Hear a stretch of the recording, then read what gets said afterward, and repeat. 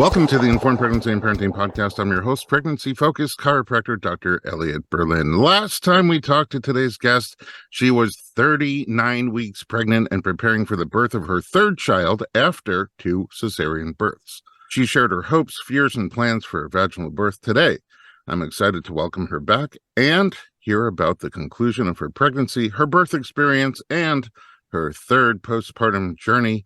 Kara Sutton, welcome back to the podcast and congratulations. Thank you. I'm excited to be back. I'm alive. I'm in deep anticipation. I have no idea what happened since the last time I spoke to you. My life hasn't changed at all, as I like to say, but yours probably has. Let's talk about this. You were 39 weeks pregnant when we snuck in that interview. How was the rest of your pregnancy? It was good. I think I saw you guys for acupuncture, and I went into labor naturally like a day or two after I saw you. So I think I was 40 weeks in one day. So just to go right over the edge there by one. Exactly. So I went over my due date. Really wild, the number of people who think your due date is when you'll actually have the baby. So and also how many people think you must have the baby by that date, meaning as if it's the use by date, but at best it's the sell by date. And if you throw out all the eggs and milk by the sell by date, you're wasting a lot of dairy. That part was shocking to me because the number of texts and people who were like, oh, when are you getting induced? Because I was over by, I think, honestly, like a day. And I was like, what? Like, I'm not getting induced. So, by the way, what you were over is the EDD, the estimated due date, which is just a number on a bell curve. It is not. Right. And I think probably provided by me because they probably asked when my last period was. And I was like, I have no idea. You know what I mean? So, yeah, I have trouble tracking mine too. So the monitor is no use to me. Anyway. So were you yourself getting any anxiousness about it?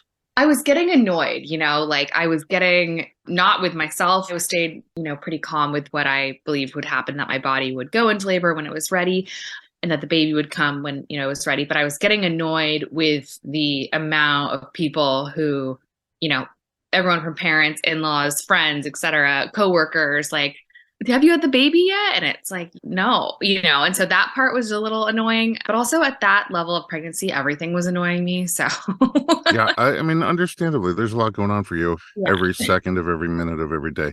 Before we move forward into how your labor spontaneously started, would you mind recapping in one sentence what happened during your first birth and then your second birth? Yeah. First pregnancy, went into labor naturally, conceived naturally, and then ended up having an emergency C-section after, going into labor. And basically I had let them break my water and blah, blah, blah, thrown into emergency C-section. Wasn't happy about it. Second pregnancy, it was the middle of COVID. I was delivering December 2020, had a lot of anxiety from the first horrific delivery experience. So I planned a C-section, couldn't get to a place where I felt like I had let go that trauma from the first one. So those were the two. Okay, so you had one labor that started, and it sounds like you went down the cascade of interventions. Am I putting words in your mouth? No. Nope, that's exactly what happened. Yeah. Okay. And the second one, for various reasons, there was too much for you to contemplate. Yeah. PTSD and too much anxiety that whole year. Too much PTSD for the VBAC. So with the third baby here, you were planning for the VBA2C, vaginal birth after 2 cesareans. But it sounds like you were over the anxiety part of it. Like you were more just like, let's do this. You might remember I had a miscarriage in between the second and third pregnancies, and that miscarriage randomly and weirdly made me completely get over the trauma from the first experience. So that was like almost like a healing experience where I started to trust my body again and believed like, oh, wow, your body knows what to do, how to do it. And I'm just sort of a participant on this journey a little bit. So it made me reevaluate my relationship with trusting my body again, that I could do it without someone needing to cut the baby out of me, essentially. Honestly, sounds like you guys went to therapy and worked it out. Don't have time, don't have budget for that. But yeah, you can take a miscarriage and look at it in a positive way, that your body knows that the fetus wasn't viable and got rid of it for you. I think, it can be a blessing in a weird way. It's obviously sad, don't get me wrong, but it did help me realize that I could do it, Yeah, sometimes sad things have a silver lining. Okay, so how did this labor start at 40 weeks in 1 day? Way over your due date. So late. It was crazy. I started my contractions on Wednesday afternoon and was just texting with a girlfriend. And basically, I assumed they would kind of be there and then go away. I don't know why. I didn't think it was like the real deal. And then they just kept going. They were not strong. I texted my husband and just said, hey, I've been having contractions all afternoon, nothing crazy, but they've stayed consistently kind of coming. And then they really picked up later that night and started to be pretty painful around midnight. They woke me up. And so I continued having contractions all night, and the pain level, started to pick up. And, I didn't have anything to compare it to because I have not had a full labor previously to this. So for me, it was really painful. I was a little concerned that my daughters who were sleeping, in the other room, who are 2 and 4, would be able to hear some of the moaning that I was. I don't know what the sound is at this point, but Well, can I ask you a few questions? Where were you feeling the pain, and what were you doing to help besides noises of some sort? What were you doing to help alleviate them? I was feeling the pain in my back and sort of in my front, like in my uterus low, like a strong, strong cramping. My husband was applying counter pressure, and I was moving around like everywhere. Like I took a shower, I ate toast in the kitchen, I got in the bathtub, I was in my bed, on the toilet. I sort of just couldn't sit still. So sort of like moving around in various positions, trying to find something that would get me to a place of being comfortable. And is this exciting to you? Are you pretty sure this is it? I'm pretty sure this is it. It's exciting to me, but I also have this overwhelming like concern and anxiety in my head. This is LA, and the hospital, Cedars-Sinai, that I was going to be delivering at is sort of landlocked in the middle of Beverly Hills, West Hollywood area. And if you don't get there, morning traffic was like weighing on my brain, which sounds weird, but my worst fear would be to be having these really strong contractions in the car. I wanted to be in a place where I could be comfortable. And I was also really concerned that my daughters would wake up and hear they don't really understand. Like they just get my oldest especially gets very nervous when she thinks I'm in pain or sees me in pain. Like if I like stub my toe, she's like, are you okay? So I kept saying to my husband, like, I just don't want to wait until early morning trying to get to the hospital during prime time, like rush hour. So he, while I was having contractions and sort of in my own headspace, looked up a hotel, a nice hotel, very lovely, fancy hotel near the hospital, like 5 minutes from the hospital. And he's like, hey, like, why don't we have your dad come over while the girls are sleeping? It's, I think, 4 or 5 in the morning at this point. They'll wake up and he can get them breakfast, and we can drive ahead of rush hour and go to this hotel, and you can hang out there for as long as you want and be as loud as you want for laboring naturally, because I think you may or may not remember, but I was trying to have an unmedicated labor, which can be long and can be a roller coaster of emotions. And also feel like the contractions can really start and then kind of die off a little. So I didn't really know that, but anyways, so we did that. My dad came over around 4:30 or 5 a.m. with McDonald's, and I ate it all, which is gross, but sometimes you need a McMuffin to just like level up and get yourself to a place where you can really get into an athlete mindset. So we drove up to West Hollywood, and I had contractions the whole car ride there, but it was fine. How long is that drive? Without traffic, it's like 15, 20 minutes from where I am. Close. With traffic, that would take potentially an hour and a half. Right. Maybe. It's crazy. It's crazy. It can become a parking lot, and then you're just sort of sitting there.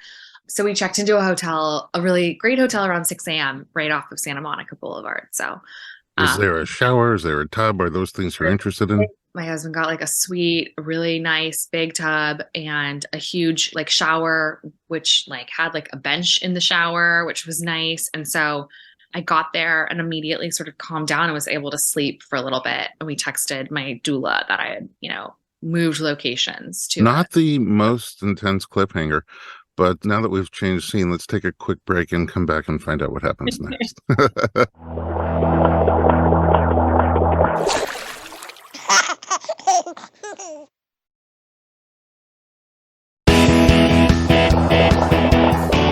Welcome back. We're talking to Kara and we're getting her exciting birth story. So it's like 6 a.m. in Los Angeles and you check into a hotel. One can only imagine what you look like and sounded like while you're waiting to check in. How did the reception team over there take it? So imagine like this like fancy chic hotel in the middle of West Hollywood on a Thursday, and you're rolling in at 6 a.m. so obviously in labor, clutching your back. And I mean, the front desk and poor like valet guys valeting our car looked so alarmed. They kept asking, "Is there anything we can do?" And by that, I think they meant, "Can we like call an ambulance and get you?" Like, is there any way we could assist you to not be here? I think I just was with my size and my obvious, like, I'd be fine talking and then it'd like roll over me and I just like kind of keel over and focus on not, talking and focus on getting through the contraction. So anyways, yeah, I think they were alarmed and probably like, please don't bleed all over our carpet. But by the way, just in a very tiny way, this reminds me about a year ago when I took my 19-year-old son to play golf for the first time, and they realized it was our first time ever playing golf, and we're just like knew nothing. And like, you don't want to play here. It's very expensive. And they were doing everything they could to talk us out of it. And then when I took my first swing and I hit a piece of grass the size of a dinner plate across the green, I got it. I totally realized. So hopefully you had better luck at the hotel. Yeah, they were, I think, trying to be nice, but it was all just young men checking me in West Hollywood. So yeah. And then we got up the elevator, found the room, got there, and I felt really good once we were in a place where I felt like I was settled and could not have other worries on my brain. So yeah, so that was great. And then, cool. And you mentioned that you called your doula. Yes, we called my doula. She was like, okay, wow, you're already at the hotel. And then was trying to figure out at what point she should meet us. And then from there on out, my husband sort of took over texting with her, because I was sort of in and out of moving around and just in my own space, I think, at that point. Yeah, so I got some sleep. It was Thursday morning at this point, was feeling good. And then the contractions started to like completely wear off. Like when I went to take a nap, it was weird. I don't know if you've heard this, but I guess sometimes the contractions will slow down when the sun comes up, kind of a thing. I didn't know that, but it kind of felt like that's what happened. Like the sun came on my body, like we're good.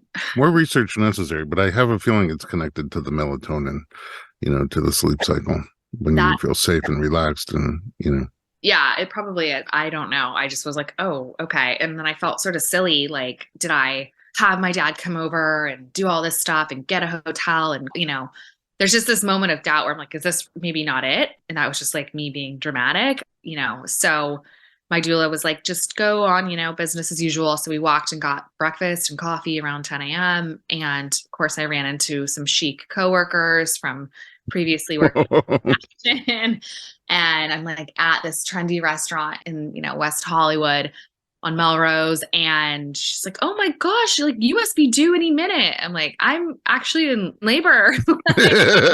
How's your day going? Yeah. And it was like an influencer event on a Thursday morning. So all these like beautiful, I'm like, in between my matcha latte, doing like, ah! I mean, it was fine, but luckily at that point, the contractions were doable where I could just sort of be silent and not be, they were still coming, but they were spread out and they were doable contractions. So anyways, yeah, so that was that. And then we went back to the hotel after that, walked back, and they started right back up, like really heavy again, and picked up majorly. So it's like 2:00 at this point, and they're feeling pretty steady. And so my husband calls the doctor's office at that point and gives them the heads up that the contractions are pretty consistent and long, like they're like a minute long, and they are continuing to come pretty consistently at that point, like I think 5 minutes or 6 minutes apart. So at that point, we all decided it's probably best, or I started feeling like it might be best to transfer over to the hospital to avoid, another moment of just movement in the middle of sort of labor. So yeah, so we started to gather our things and head to the hospital. Did you order any food from the hotel itself? No. That kills my pun. Womb service. All right. That is great. Thank you very much. I'm sad that we paid for a hotel and never actually spent the night there, but it's fine. We call this baby the expensive baby because they're all expensive. She got everything handed to her. So, anyways. How is the reception at the hospital? Meaning like how you check in, and I assume they're going to check on you and see where you're at. Yeah, I was at that point, I think almost 6 centimeters dilated. So it was. So now a couple of questions. Contrast to your first, how far did you get with your first? I want to say only like 4. Okay, so ahead of that. Interventions, there was was because everyone wanted to get me moving quicker, so that with my first one, there was, let's break the water. Let's do this. Let's do that. Let's try to move this thing along. But luckily, because I labored a little longer, I think I was in a better position. Got to the hospital, was having major contractions, and then they sort of stopped again. It was really weird. I don't know if I kind of felt like walking down the hallway again and being in labor again. My husband agreed, brought us back to our first one where we walked that same hospital, parked in that same garage, and sort of felt like, I don't know, maybe I got scared or something, and felt fear. I think I let that majorly affect me because it definitely made everything slow down and sort of shut off a little bit, to the point where my doula, when she met us at the hospital, was like, are you sure this is what you said on the phone? My husband's like, no, I swear. Well, you have so much proof from all these influencers who no doubt got you for Instagram. They were like, no. It's actually, it's all over social media. You guys check this out. Okay. TikTok. So my question for you is 6 centimeters. What did that feel like mentally for you? On an emotional scale, was that exciting? Was that I don't know, anything? That I wasn't crazy. That is totally not true. Yeah, I felt happy that I wasn't crazy. I don't know why, but sometimes it's just nice to be validated that, the emotional roller coaster of what you're feeling is valid and you are in labor and you are dilating, right? And so that felt good. It was interesting. Once they got me checked in, the first thing they do is offer you an epidural off the bat. I don't think the hospital is very used to seeing, or maybe they are, if they see you in pain, the answer is to offer you pain medication right away, which, I had given them my birth plan. And the first thing it said is trying to go for a vaginal delivery after 2 cesareans. And so the first nurse who came in was like, oh, should we get an epidural going for you? And I was like, I'm okay. I want to keep, trying to stick with this. And then this doctor came in and she was really intense about me getting an epidural, or at least getting it put into my back ahead of time, and was like, is that because of the VBAC? Or? I think so. She's like, you've had 2 cesareans, and in the event we need to, it was already sort of planting this, in the event we need to bring you in for a 3rd cesarean kind of a thing. And that annoyed me. And I was like, no. And she's like, well, you could end up going into surgery and then there won't be time, blah, blah, blah, blah, blah.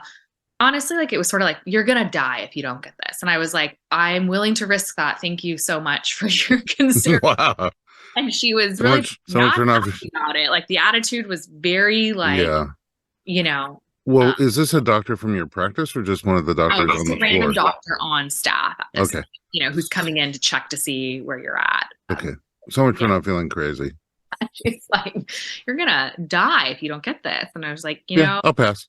Let's just risk it. Let's just go for it. So, yeah. So I labor until 10 o'clock that evening, unmedicated, at which point, I'm all over. I'm on a ball. I'm walking around. I have a fetal heart rate monitor on my belly that is a mobile one, so I can walk around, and trying to just stay in a good place. But it's hard in the hospital to not be interrupted by the amount of people who come in and check things and beeping, and your monitor moved, and you're really trying to get in the zone. And it's sometimes, I found it personally pretty challenging in a hospital setting to do a unmedicated natural birth vibe, because it kept being disrupted by the amount of random peeps who come in. But now you're 24 hours into it at least. Yeah. And so that's a long time. Not a lot of sleep either. No, very little sleep. And just this Egg McMuffin brewing in your McDonald's is bowels carrying me through. But I would just wonder 2 things. So one is, generally you start to make your own like feel good hormones and drugs on the inside. Did you feel any of that on a mind and or body level? And second of all, like at this point now, have the surges begun to pick back up again? Yeah, they picked back up once I got comfortable at the hospital and got over the, doctor telling me I was gonna die. And once I got back into a good headspace, they picked up, they were really strong. And no, I never got to a place where I hit any type of, it was a lot of pain. I got in the bath at one point at the hospital, which like no one ever does. My doula like drew the bath and put like essential oils and all this stuff. I basically, it's like nighttime, late at this point, and I get out of the bath and the contractions are so, so strong. And I start throwing up, like vomiting. I was like, I feel nauseous. And then I'm throwing up, and there goes, the McDonald's and everything else in my system. And I throw up 3 more times. And I'm like just gutted at this point. I have no liquid in me, and I don't know. The vomiting is kind of honestly what broke me mentally. And I was like, I need an epidural. So, 7-ish centimeters after laboring a pretty long time and then heaving and heaving, I was like, no part of me felt like I'd be able to push a baby out with the lack of energy that I had. I felt like someone with food poisoning being asked to run a marathon, and I just felt so weak. So my doula was like, are you sure? And I tried to rehydrate. I tried to eat more, but the nausea was just wild. Should have had that womb service. Okay. So a couple of quick questions before we take one more break. Question number 1, 7 centimeters sounds, closer, albeit slow, Yeah. But other factors, like, are they talking about is a baby in a good rotation? Is a baby moving down any further in your pelvis? I think the baby's moving down, and I was 90% effaced when I got to the hospital. And so I haven't been checked in a minute, and I'm trying to avoid cervical checks or like do too many because one, they're not always accurate, and it can be really deflating sometimes when you're in a good space and you're moving towards things and someone's like, you're only this many centimeters. And you're like, oh man, like I thought I was further along. And so there's that mental piece of it. And then also I just didn't want to keep introducing like bacteria into a place that I'm trying to push a baby out of, so. Okay. And at this point, your water's still intact? Yep. Yeah. Okay. Well, that's an excellent place to take a break. We'll be right back.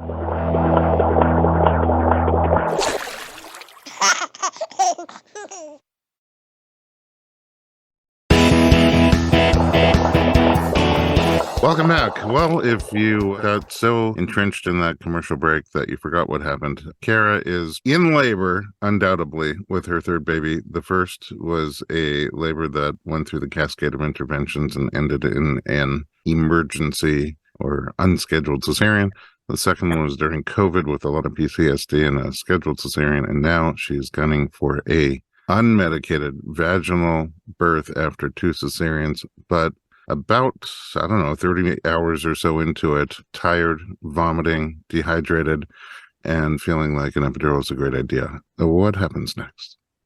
So I get the epidural, and I am so happy I did. I was happy to like let go of the pain and move forward and honestly get a little rest. I felt like I knew I was going to do vaginal, and I was focused on that. And I wanted to gear up mentally and physically to be able to get to a place where I could push. So I was able to get the, rest that I needed. So they did the epidural, kind of like washes over you like a warm hug. Totally get why people do drugs. And just kidding. But like I did need that rest. And so once I was able to have that happen, I chilled a little bit, and it's, late at this point. My doctor arrives, and he's Dr. Brock. He's sort of known for doing VBAC. So he's been doing it for a long time and has done breech VBACs and all sorts of things. So he recommends breaking my bag. And I was a little bit hesitant to do that because of what happened the first time. And also I know that sort of puts you on the clock and whatnot, but he is like, the baby's moving down, but the bag is just sort of there, and it's not getting lower and lower the way it needs to because it's just pushing against the bag. So he recommends breaking the bag. I say no. I think on it, I think about how badly I kind of want to meet the baby at this point and how over it I'm getting, to be honest with you. Like I'm just over how long this is taking. In my head, I thought I would have had the baby by now. So then I call him back and I'm like, hey, let's just break the bag. And my husband was like, are you sure you want to do that? And he looks terrified because last time we made this decision, we got thrown into an emergency C-section very quickly. And I was like, yeah, you know what? I trust him. And at this point, I want to get the show on the road. And so let's do it. So we break the bag and, it was seemingly fine. And so things keep sort of moving along. And he then comes back and he's like, hey, like, I want to do some Pitocin. And I'm like, Jesus, this went from like an unmedicated birth to all the things all of a sudden. I'm starting to really get afraid that this is cascade of interventions, right? Where you're like, all of a sudden, I got the epidural, the contractions slowed down, they broke the bag. Okay, now we want to pump me with Pitocin. And now I'm on an IV. And before I was not on an IV getting any, liquids. And so now I'm on all the wires and all the things. And getting a little bit afraid that it's going further and further away from my birth plan, right? And to me, that made me a little bit afraid that I'd be getting closer to a C-section. Anyways, I think, okay, these contractions, he looks at it and goes, these aren't strong enough to push, right? Like these contractions. And I can see on the monitor if they're not. The epidural, I think, slows down your contractions, right? Or mutes them. They're certainly not where they were. I'll say that. Sometimes. So for you, it sounds like it might have. Yeah. Yeah. And also, does this mean you're at 10 now? I don't know, honestly. Maybe. I guess I'm getting to a place where Dr. Brock is thinking it's getting close to push time, right? Pushing, At one point, he's like, let's have you push around 4 a.m. 4 a.m. comes and goes. I end up getting the Pitocin. It does help kick the contractions up a level. I get to a place where he comes in. He's like, all right, let's push. And I do not feel ready to push at all. And I look at him and I'm like, are you saying this because you think I'm ready to push or because I know you have a surgery that you have to get into? He later told my husband, I'm very opinionated, but I think that's a good thing in your. Oh, that you're very opinionated. I'm very opinionated. Oh, because he's very opinionated too. He's very opinionated, and I'm the one in labor. So I'm like pushing back on all of his stuff. And I think maybe he wants me to just trust his recommendations. And each one I'm like, I don't know about that. And so anyways, I kind of am like, are you saying that I'm really ready to push, or do you just want to get this baby delivered before you have to go into surgery? And I know he has surgery that morning. And he's like, let's try. So we try. It just is not happening. Baby's not coming down. Like it's not working. So he says, let's take a break. And he's going to go to his surgery. It's like 6 a.m. at this point. So we literally stop pushing after I've been pushing, which is really, weird to me. Yeah, what does that feel like? It was strange. I felt like a athlete that someone gave up on. Like I felt like someone was like, you can't do it. Never mind. That's kind of how I felt. And I was like, what the, like. That's a crummy feeling. I know. So I was like, okay, fine, we'll take a break. I never felt ready to push anyways, which I voiced. And so I was sort of like mad kind of that we even pushed, I guess. But the pushing didn't go anywhere. So it's okay. Like it wasn't coming down. He was like, the baby's going down and then back up is what's happening. So, so then we take a little break, like an hour, I rest. And then he comes back. It's close to 9:30 a.m. now on Friday morning. So labor started Wednesday. We're now on Friday. I think my parents and everyone at this point is like, oh my gosh, like what's happening? Like, why is it taking so long? Then he comes back to push and I push as hard as I can. Never pushed before. It was my first time pushing. So super exciting to me. I loved the pushing part of it. I felt involved and I felt really determined. Like this needs to happen right now because I don't know how much strength is left in me mentally, emotionally, physically. And at some point in my head, I'm like, I would almost rather just do a C-section. I'm about to give up on this dream, this vision of mine that I've prepared for because I'm just so beaten down at this place finally. So do you feel pushing?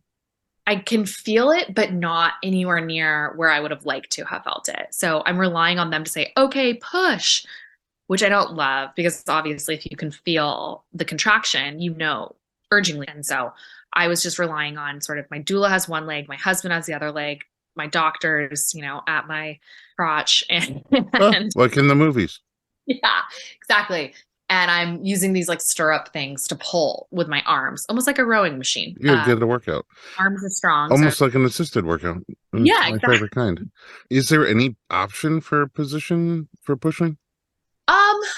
Yeah, my doula recommended maybe we get on all fours, even though I had the epidural. I actually felt good in this position. I was so like squatted down, just not as much with gravity as I would have liked, obviously. I'm not vertically squatted. I'm just like very squatted on my back kind of. So I start pushing and I'm only pushing for a little bit before I asked for a mirror so I could like see where we were at, which I think was helpful for me at least, like to be able to see what was happening down there. Yeah, I mean, what's it like to see a baby coming through you? Magical, amazing, everything I wanted, so far from a baby being cut out from you where there's a, you know, a big screen and you have no You idea can't and see anything. see anything and you're just a corpse sort of, at least in my experience, it felt like I, was just laying there before and then they hand you a baby and you're super drugged up. This felt like I was pushing actively to get my own baby out, and that felt really empowering and exciting to me because this is what I wanted for like a long time, and so I can see a lot of things. I can see what's happening to my body, which is frightening, but I'm like, okay, we're going to just deal with that later. And moving on.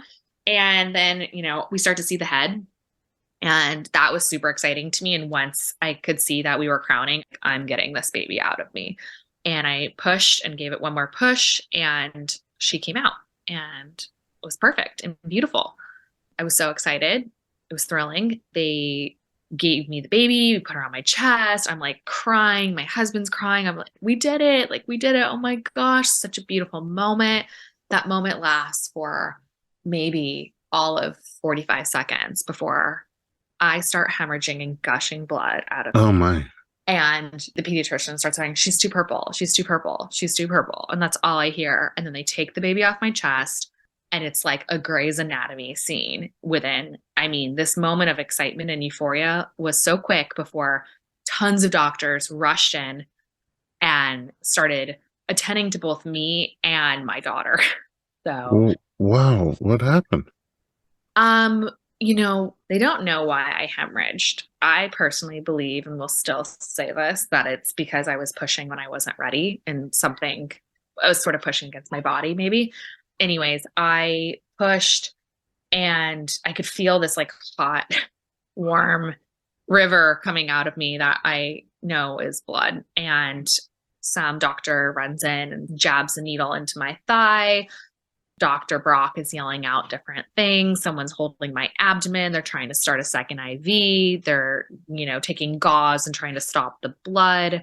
And then my husband's over at the like warming station with the baby. And we're just giving each other a thumbs up, like, we're fine, we're fine. And yeah, so they stop the bleeding on me finally. Baby goes to the NICU. She swallowed a bunch of my blood on her way out. So it was hemorrhaging. Oh, wow. She gulped it. So it was stuck in her lungs and stuck in her belly. So she goes to the NICU to have it pumped out of her stomach. And I'm sort of just like left alone at that point. Because your partner went to the NICU? Yeah. So my husband goes to the NICU. But you have your doula? My doula's there, and I just like start sobbing. And I'm like, what just happened? Like, it just was such a rush of different emotions. So I was sort of in shock at like, I had the baby, I pushed her out, yay. But then it wasn't this golden hour moment of getting to sit there and take it in and just stare at my baby. I'm sitting there thinking, by the way, wow, I'm going to be that small percentage of women who rip open their cesarean scar and bleed out and have to have like a hysterectomy. That's what I'm thinking, by the way, when I'm bleeding, because I'm like, this is a lot of blood. So I lost 1,600 cc's of blood, which is a lot. I ended up having a blood transfusion on the third day in the hospital. I had 2 bags of blood transfused into me, and my daughter was in the NICU with a bunch of wires and cords attached to her, which was really hard to see. So she was fine. She was 7 pounds, 9 ounces, healthy, obviously fully baked. And the NICU, if you haven't been there before, it was a little scary to me because there's a lot of babies there that are on all these different tubes and tiny, 4 pounds and 5 pounds and, smaller. So anyways, after a few days, we were able to leave the hospital, but it was a long process after delivering to lobby for what I wanted, which was breastfeeding. They kind of push formula in bottles in the NICU because they can measure how many milliliters the baby's having. But I was pretty adamant about, breastfeeding, right? This is my 3rd baby. And so I'm not new to breastfeeding.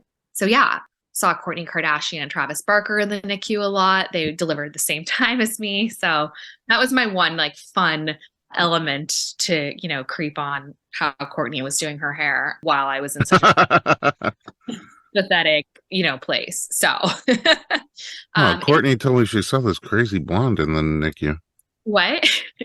It's that this This, psycho girl yeah, is really for real. psycho girl. Yeah, now I get it.